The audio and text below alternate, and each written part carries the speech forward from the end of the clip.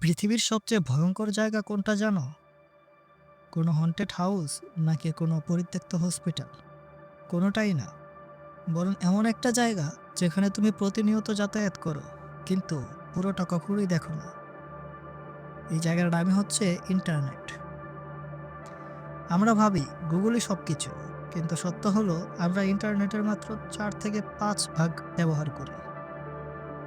বাকিটা আমরা ব্যবহার করার সুযোগ পাই না। ইন্টারনেটের লেয়ার সাধারণত ৩টা: সারফেস ওয়েব, ডিপ ওয়েব এবং ডার্ক ওয়েব।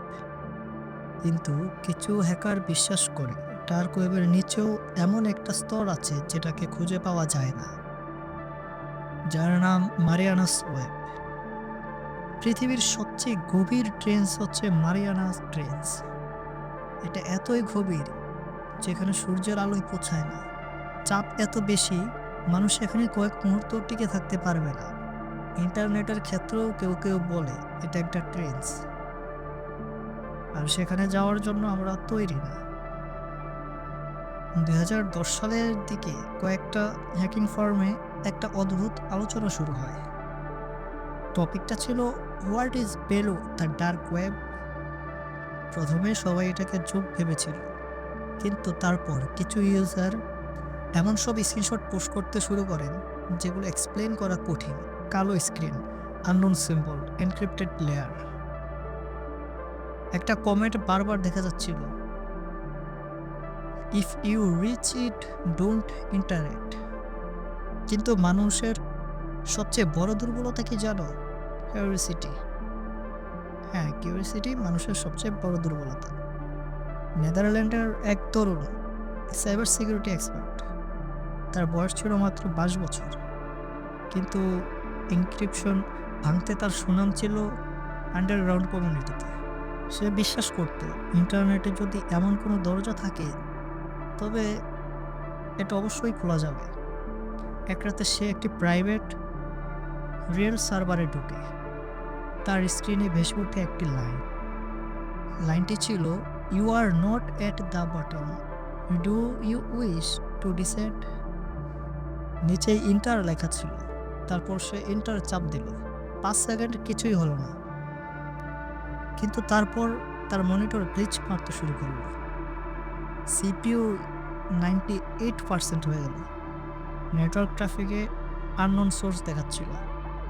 কিন্তু সবচেয়ে ভয়ঙ্কর ব্যাপার হলো তার কম্পিউটার ফিজিক্যালি ইন্টারনেট থেকে ডিসকানেক্ট ছিল, অর্থাৎ তার কম্পিউটার কোনো ওয়াইফাই বা কোনো ডাটা সিগন্যাল ব্যবহার করতেছিল না, কিন্তু তারপরেও ডাটা ফ্লো হচ্ছিল।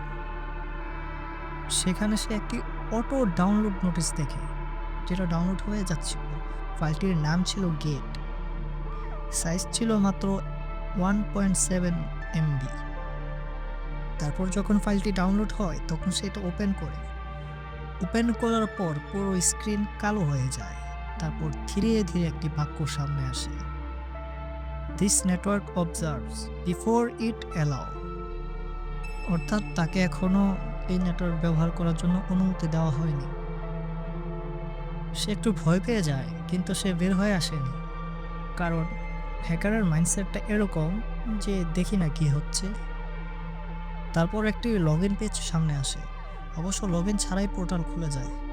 কোনো ইউআই নেই, কোনো মেনু নেই, শুধু লাইভ ডেটা। সেখানে ছিল air traffic, hospital feeds, stock বাজার মানে শেয়ার মার্কেট ইত্যাদি। মনে হচ্ছিল কেউ পুরো পৃথিবীর পালস মনিটর করছে। তারপর একটা ফোল্ডার, অ্যাক্টিভ নোটস, ভেতরে হাজার হাজার ডট, সবগুলো রিয়েল টাইম লোকেশন। যখন সে নিজের শহরের উপর ব্লিঙ্কিং সিগন্যাল দেখলো, তারপর সে জুম করলো তার অ্যাপার্টমেন্ট বিল্ডিংয়ে। তার মনে হচ্ছিল যে কেউ তাকে দেখছিল, কিছু একটা তাকে দেখার ট্রাই করছিল। কিন্তু সে যত বড়ই হ্যাকার হোক না কেন, সে একটা সময় এটার কন্ট্রোল হারিয়ে ফেলে। তারপর সে একটা নতুন ডিরেক্টরি খোলে। সেখানে হাজার হাজার ভিজিটর, ছবি, ভয়েস সিম্পল, সার্চ হিস্টোরি। তারপর নিজের ওয়েবক্যামের ফটো সে সেখানে দেখতে পায়, কিন্তু তার ওয়েবক্যাম তো বন্ধ ছিল। আবার তখন তার ফোনও প্রাইভেট করলো, নো নেটওয়ার্ক। ভয় পেয়ে সে তার ল্যাপটপ বন্ধ করে দেয়। পরদিন সে তার সোশ্যাল মিডিয়া অ্যাকাউন্টে একটা পোস্ট করে এবং পোস্ট করে সে বলে, তোমরা কখনোই মারিয়ানাস ওয়েব বা এরকম কোনো কিছুতে ঢোকার ট্রাই করো না। এটা তোমরা যতটা জানো এটা তার থেকেও বেশি ভয়ঙ্কর। তাদের কাছে তোমার সকল তথ্য আছে, কিন্তু তাদের কোনো তথ্য তোমার কাছে নেই। আজও কেউ জানে না তারপর থেকে তার কি হয়েছিল এবং তাকে আর কখনোই খুঁজে পাওয়া যায়নি। আমরা ভাবি আমরা ইন্টারনেট ব্যবহার করছি, কিন্তু যদি সত্যটা উল্টো হয়, যদি ইন্টারনেটে আমাদের ব্যবহার করে, প্রতিদিন আমরা হাজার হাজার ডাটা দিচ্ছি, লাইভ, লোকেশন, শেয়ার সব কিছু দিচ্ছি ইন্টারনেটে। হয়তো মারিয়ানাস ওয়েব একটা মিথ, কিন্তু প্রশ্নটা রিয়েল। টেকনোলজি যদি একদিন আমাদের থেকেও বেশি জানতে শুরু করে, তখন কি হবে? অবসার্ভ কি হবে? আর যদি হঠাৎ একদিন তোমার স্ক্রিনে ভেসে ওঠে, do you want to go deeper, তুমি কি ক্লিক করবে? আমরা প্রায়ই ভাবি আমাদের লুকানোর কিছু নেই, কিন্তু প্রশ্ন সেটা না। প্রশ্ন হলো, যদি কেউ তোমার পুরো জীবন প্যাটার্ন হিসেবে দেখে, তুমি কখন দুর্বল হও, কখন ভয় পাও, কি তোমাকে ম্যানিপুলেট করতে পারে, তাহলে কি তুমি সত্যিই ফ্রি? কারণ তোমার প্রতিনিয়ত তোমার সব কিছু, তোমার দৈনন্দিন জীবন থেকে শুরু করে সব কিছু তুমি প্রতিনিয়ত ইন্টারনেটে আপডেট দিচ্ছ এবং সেটা অবশ্যই সেখানে সেভ থাকে। তুমি যখনই একটা ফাইল ডিলিট করে দাও, তুমি ভাবো ফাইলটা সম্পূর্ণ ডিলিট হয়ে যায়, কিন্তু আসলে কি তা সত্যি? হ্যাঁ, একটা জিনিস সবচেয়ে বেশি ব্যবহার করা হয়, কারণ আমরা এমন এক যুগে বসবাস করছি যেখানে ডেটা পৃথিবীর সবচেয়ে পাওয়ারফুল। তাই আসল ভয়টা আমাদের মারিয়ানাস ওয়েব না, আসল ভয় হচ্ছে আমরা জানিই না আমরা আমাদের ডেটা ঠিক কোথায় রাখছি এবং এই ডেটা কোথায় শেষ হচ্ছে। আর মারিয়ানা ওয়েব তো কোনো সাধারণ ডেটাবেস না, কথিত আছে এখানে পৃথিবীর প্রায় সব দেশের ফাইল জমা থাকে এবং এমন এমন ফাইল যেগুলো কখনোই জনসম্মুখে আসেনি। সমুদ্রের সবচেয়ে গভীর জায়গায় কখনো আলো পৌঁছায় না, আর ইন্টারনেটেরও সবচেয়ে গভীর জায়গায় কখনো সত্য পৌঁছায় না। আমরা যত এগুচ্ছি প্রযুক্তির দিকে, তত এগুচ্ছি অজানার দিকে।